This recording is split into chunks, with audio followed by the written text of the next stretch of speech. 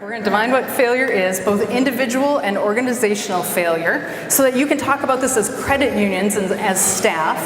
And then from there, what we're going to do is we're going to divide it into both a process of failure and when failure becomes personal, and what are the skills that you need to move forward in that process. So I have a challenge and a task for you, and you're going to find that you're going to have activities that you do throughout this, but get ready for this. So find a pen if you don't have a pen ready yet, and if you don't have a pen at all, you can use your finger, so just be good, you know that you'll have those. But let's talk about the definition of failure first. The definition of failure ultimately lies in the concept that something failed. We didn't meet a desired or intended objective. And if you think about the theme of the conference this year and the idea of reshaping Caribbean sustainable development in that process, there's going to be many things that you try that you succeed at and many things that you try that are not going to work, that are going to fail. You're not going to meet the intended objective in this process. But that's part of the learning. That's part of what we need in this process. But there's a second piece to the definition around failure, and that second piece has to do with when we feel like we're a failure. So there are times in our lives where we've faced things and walked away feeling as if we failed in this process. So we're going to divide those out, talk about the process, and about what happens when it becomes personal. So we've got a task coming up, and your task ultimately is going to be to draw something. So let's get to that slide, please. Perfect. Oh, it's so hard to see. I love this environment, don't you? All right, let's see what we can do. What you're going to do is you are going to draw a box. That box has an X in the center of it, and it has a triangle on the top. So draw out your shape. It's a box with an X in the center of the box and a triangle on top of that box. So that's your first part of your assignment. The second part of your assignment is we're going to do this with some limitations. And your limitation is you're going to redraw that box, but you are not going to lift your pen, and you are not going to repeat any lines. So you're going to try to draw that box without lifting your pen or your finger from the paper and without retracing any lines. And I'm going to give you about 30 seconds to try that out. So try that shape and then we'll regroup. All right, you've had a chance to try that. How did it go?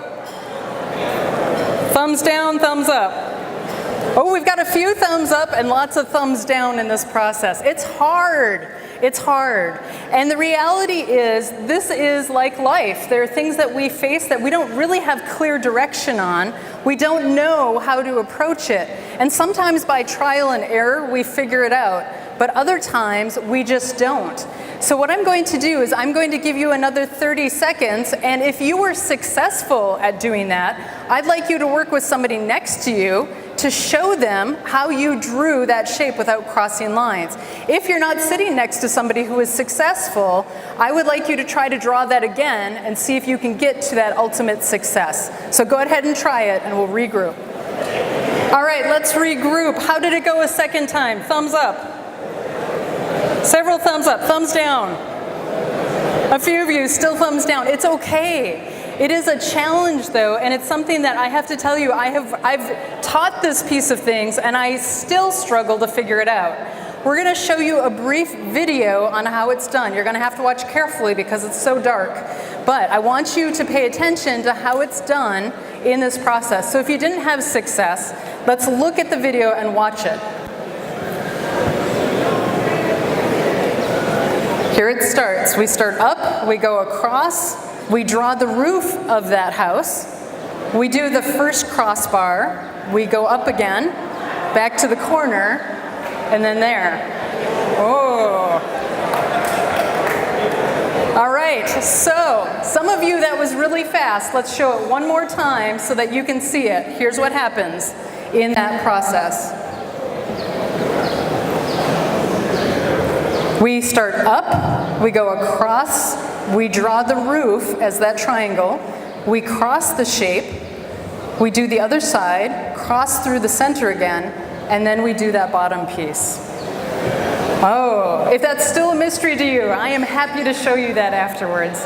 We will look at that again. But the reason I have you do this, I want you to think about, just for a brief second, how you felt individually as you did that. I know that when I have worked on this, there are times that as I'm tracing that shape, I think I'm so close, I will figure this out. And there are other times I throw my hands in the air and say, this is stupid, why am I working on this? I'll never get it.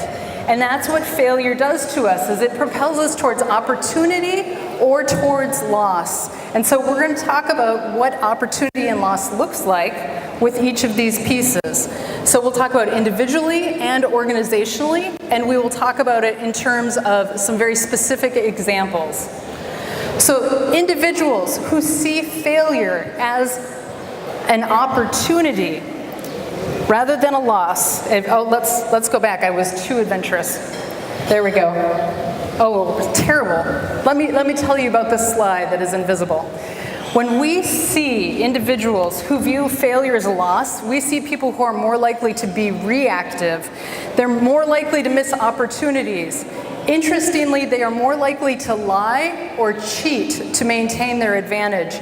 And they also lower people's expectations of themselves, because if they have an expectation that says, I will succeed, people expect it. But if they project and say, actually, I'm going to not succeed, they always meet that bar. They always meet that bar.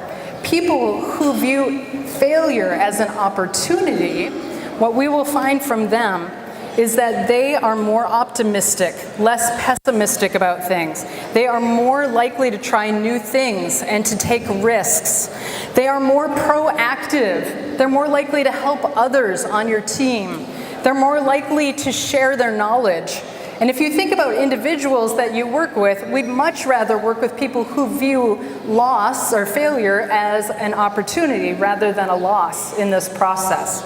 When we think about organizations in this process, what we'll find is that if an organization views failure as a loss, they're more likely to have high employee turnover and low engagement.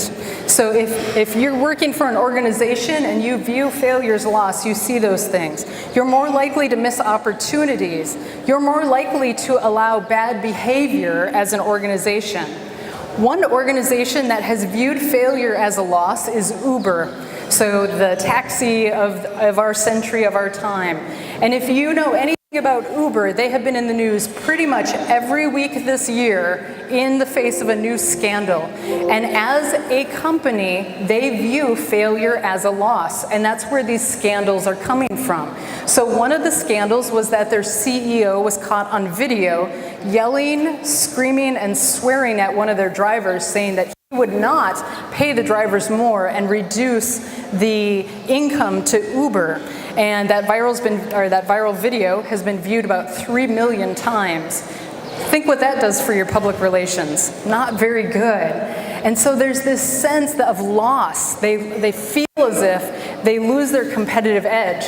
Uber has also been in the news because they have been accused of stealing Google's technology for a driverless car.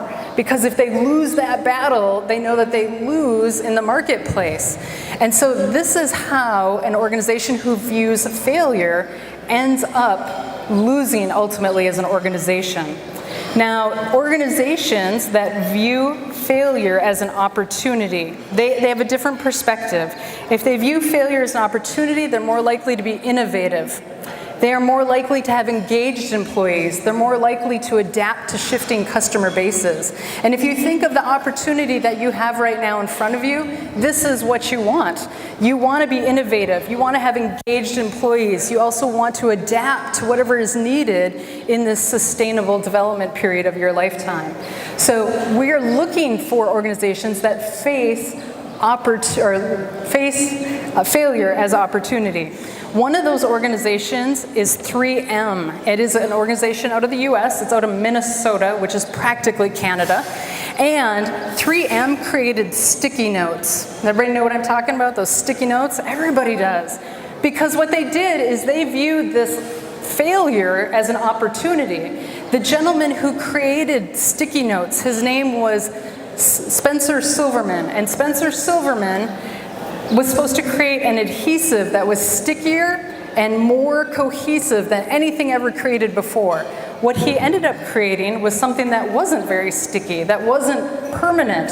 And so he tried for 7 years to find out, what do we do with this product? And it turned out he had a colleague named Art Fry. And Art Fry sang in his church choir, and he had a hymnal that he was always tearing pieces of paper off, and he was putting those little pieces of paper in between the pages to mark what hymns they would sing each week. And of course, things happen, like those little pages fall out. And so, as he was telling Dr. Silver about this, Dr. Silver said, I think I have the perfect use for my failed glue. I think I know what I'm going to do with it. And they created sticky notes. So sometimes our failures turn into opportunities, but we have to look for those opportunities and we have to wait for them.